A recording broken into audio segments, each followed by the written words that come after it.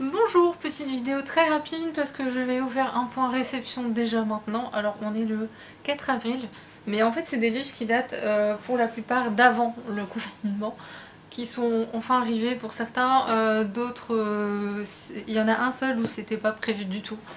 Donc c'est le pur hasard si j'ai croisé sa route. Et comme je suis une quiche en fait, j'ai oublié mon téléphone portable chez mes parents. Du coup mon frère va me l'amener, donc en l'attendant, je tourne cette vidéo.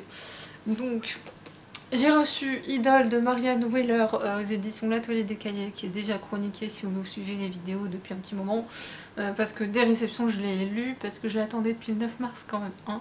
Donc voilà, c'est super intéressant, c'est franchement, je le conseille à toute personne intéressée par la culture coréenne, intéressée par la K-pop, ou les deux, parce qu'on peut adorer la K-pop sans s'intéresser à la culture coréenne, mais là les deux sont vraiment imbriqués, c'est très très intéressant.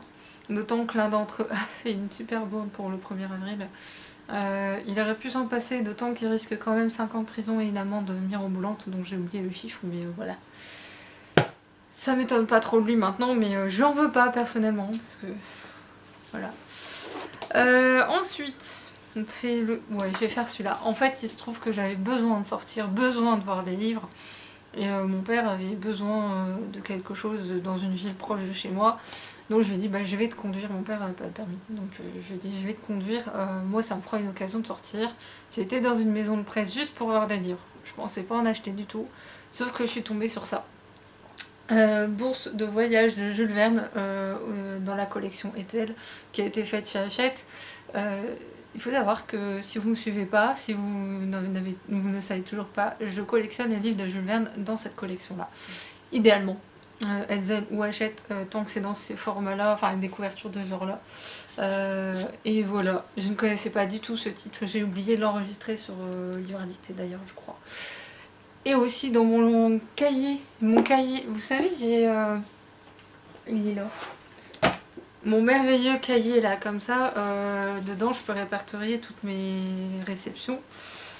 Donc là, et je crois que j'ai pas mis les derniers en date. J'ai tendance à oublier très rapidement, étonnamment, hein. Donc je vais le mettre de côté, hein, voilà. Ensuite, j'ai reçu, alors là je remercie la maison d'édition Alchimiste parce que j'ai fait une commande chez eux qui est partie le 16 mars, qui était censée arriver le 18 chez mes parents, parce que je fais rien livrer chez moi, c'est tout disparaît dans la boîte aux lettres bizarrement, beaucoup de choses, tout ce qui est colis en tout cas, ça tient pas dans ma boîte aux lettres, étrangement. Du coup je fais tout livrer chez mes parents et le 18 c'était censé arriver, je ne le savais pas personnellement.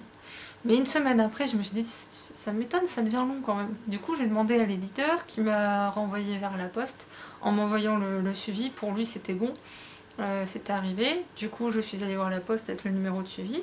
Et la poste m'a très mal reçue. La poste. Déjà m'a très mal reçue en me faisant comprendre confinement c'est pas une urgence. J'ai dit bah déjà si vous m'informiez du suivi je serais pas là. Si en plus j'avais des nouvelles du colis depuis le 18, parce que là en fait j'en ai parce que l'éditeur me l'a envoyé en fait. Et ils m'ont dit ah non mais en fait le centre de tri ne distribue plus les colis, y compris les colissimo, alors qu'il est marqué sur le site qu'ils étaient distribués également. J'ai dit bah dans ces cas-là la moindre des choses c'est au moins d'envoyer un mail ou quelque chose, en tout cas qu'on soit prévenu.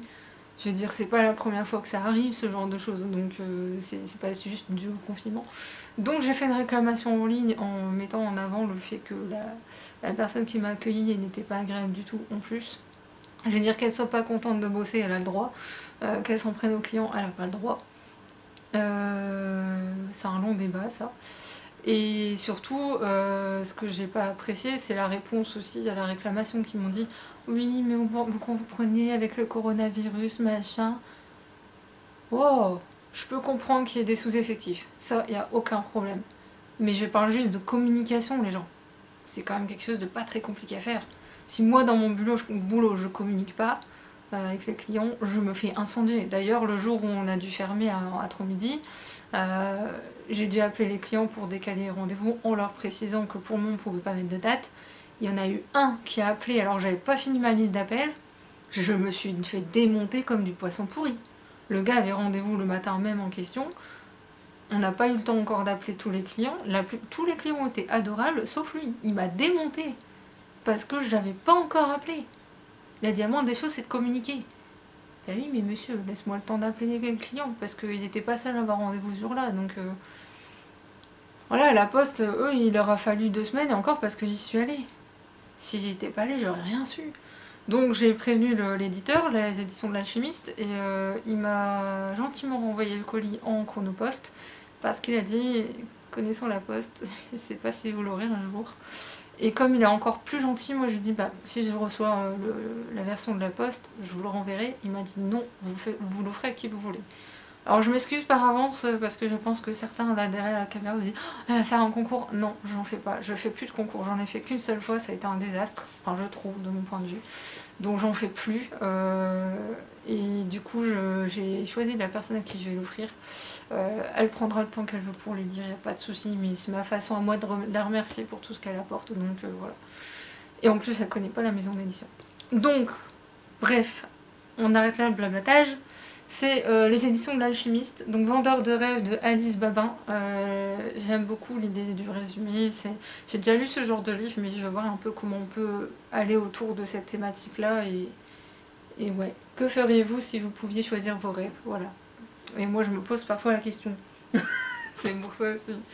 Le deuxième, c'est Lion des cendres, le tome 1, Le sermon du corbeau de Ashley Moore.